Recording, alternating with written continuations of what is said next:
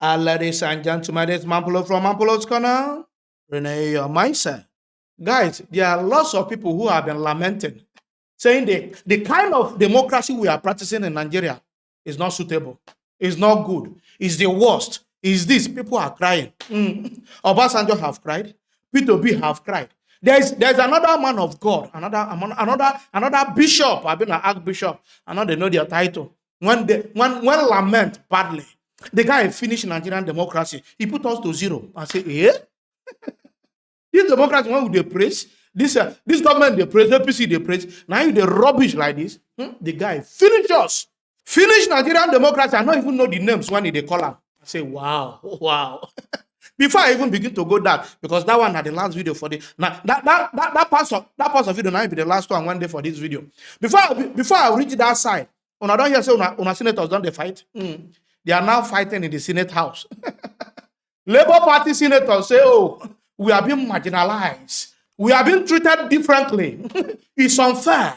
It's unfair. Me, I can't be surprised for the Labour Party senators when they say things are unfair in Nigeria. Is it not normal for things to be unfair?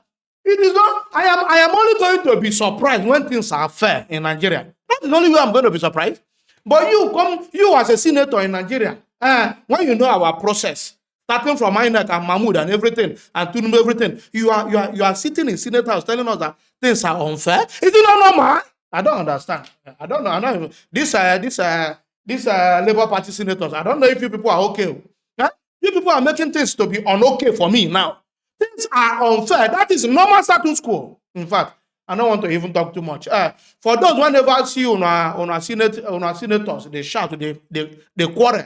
Who will be Senate majority? Who will be Senate minority? Who will be Senate this, Senate clerk? That they do power talks, they fight them.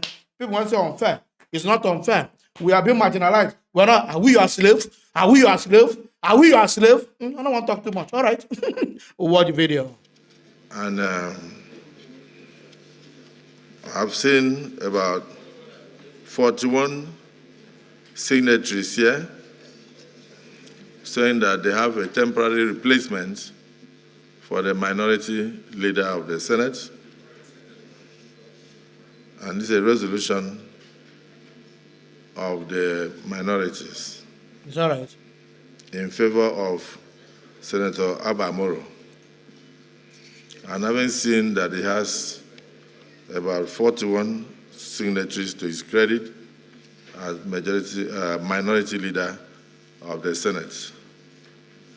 I therefore have the privilege to announce that the senior Senator Abamoro be moved forward as a minority leader of the Senate. I heard the wahala start. Abamoro, please take your seat. That one are PDP, Abi. Congratulations. Confirm. Distinguished colleagues, I also have another document signed by the minority leaders, majority of whom, about of them have also signed, nominating Senator Osutangu as the Senate Minority Whip. Therefore, it's my privilege to announce that they have a temporary replacement of Senator Osutangu as the Senate Minority Whip. Will you please? Okay. The Senate Senate as the Minority Whip. All right. Point of order. Yes, order what? Use your campaign voice. That the position of minority whip will have to schedule another meeting because he has to share equitably. There is no way we have 4 seats for minorities in this Senate, and PDP will take 3 of the seats. The next party is Labour Party with 7 senators, and we get nothing. That is unfair. That is unjust, that is inequitable, and is against the spirit of the Nigerian Constitution. Thank you, Mr. President. Information. If you were talking about the ABC, I'm sure they would have been fair they would have impeached me.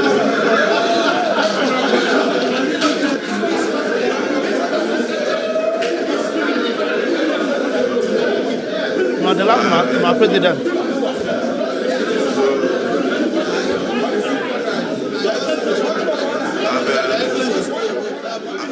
I'm in total sympathy with Labour Party. You mean now? I'm in total sympathy with the minority parties, SDP, and I think they have other parties. So if this is, because I'm dealing with documents in my front, Yes. I have majority out of the total majority, not just ordinary majority. So that is PDP for you. So your point of order is noted. Noted. That's the end. After noting it, boom, you don't die. That is not the position of minority slaves? Are we slaves? Before you elected was when you elected. Are we slaves? I have to suspend me here. Are we slaves? Every time you keep on leadership for us. We are not your slaves. Whether you like it or not, the way you elected, we're not your slaves. The way you elected was the way you elected. How you can defend me? You are calling your boss. What do you mean by that? Labour senators don't prove. You are calling your boss to return to the wall. and then we should speak.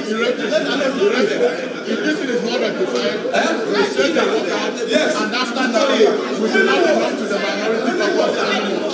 Labour senators don't provoke. It's unjust, unequitable, What nonsense is this? imbalanced. If this thing is not corrected, that's the end of it. And that's what they want. Order. And we have played it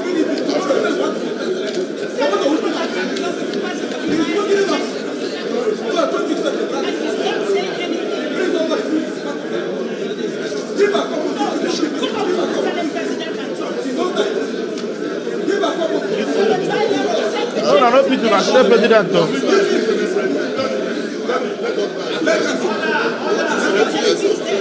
I don't provoke. Let's go.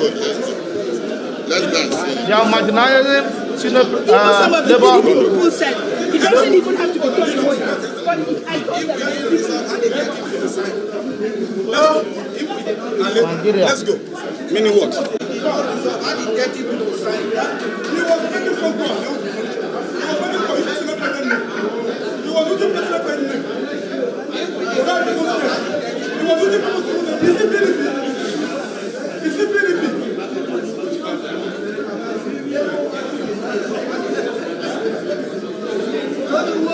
Labour senators don't provoke.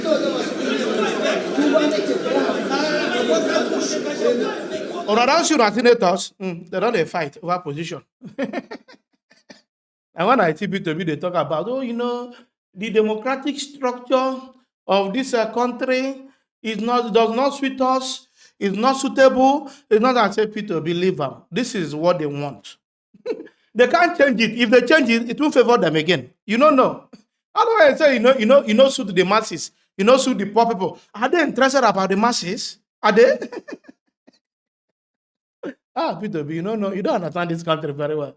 Say the democratic structure no suit the masses. It suit the masses. What is concerned with the masses? That's the problem. Is that their problem? Their problem is what belly and what they can accumulate for themselves. That is the problem. Well, for the one about CPTOB, they lament about the democratic structure, what we have adopted. Before I will play the other man of God for now. Watch video.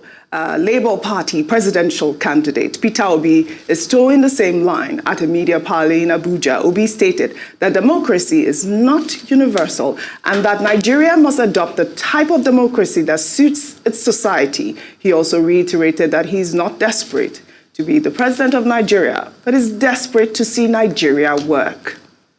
Democracy as is being practiced in the Western world does not have universal acceptability and applicability. You have to look at what suits you.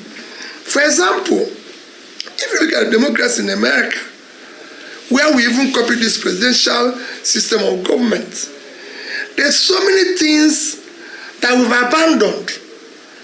If you today you're president of America, you can't just, I've never heard in America that they bought vehicles for legislators. You can't just buy cars anyhow. I have never heard you can't buy cars for first lady anyhow.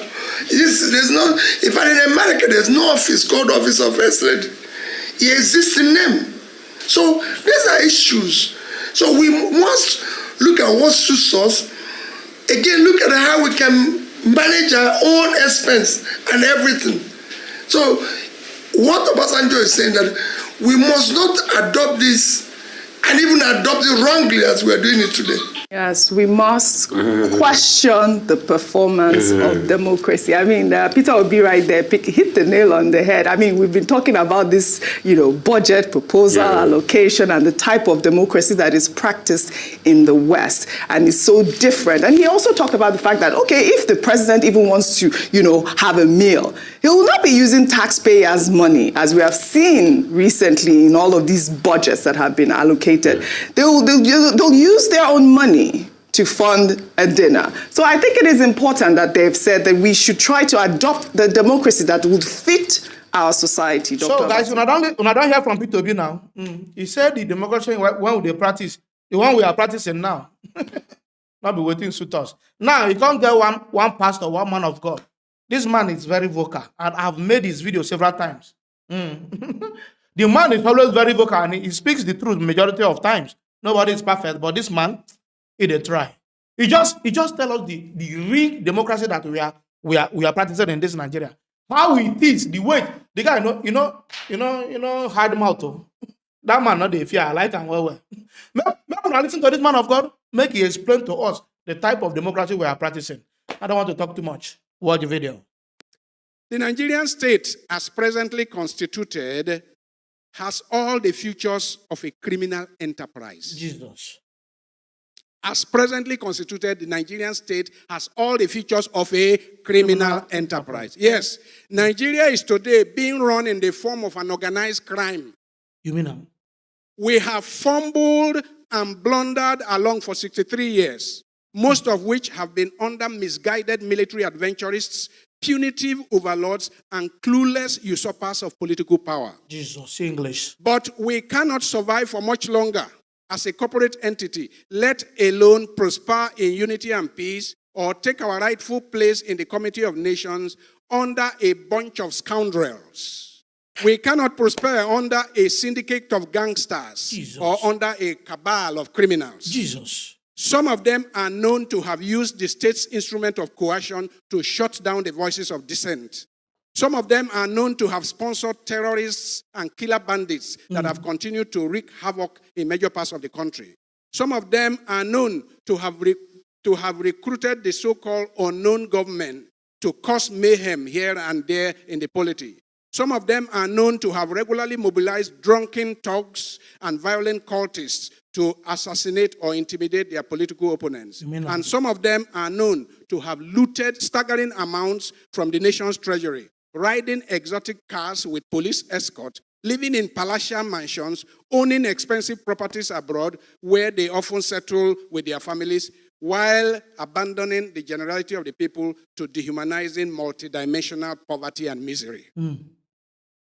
Now, what measure of progress can Nigeria possibly make in our journey towards nationhood, as long as we remain saddled and burdened with such a syndicate of criminals superintending the affairs of our nation?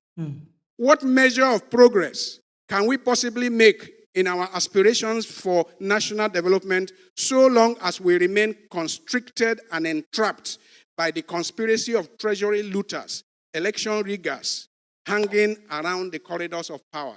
What measure of progress can we make towards national unity, peace, and prosperity, as long as we remain plagued and afflicted by greedy merchants of money and prostitutes of power, whose consciences are deadened and who are therefore devoid of any ethical or moral scruples? Guys, when I don't hear a man of God, he finish us. He defined the democracy we are practicing and the leadership we have.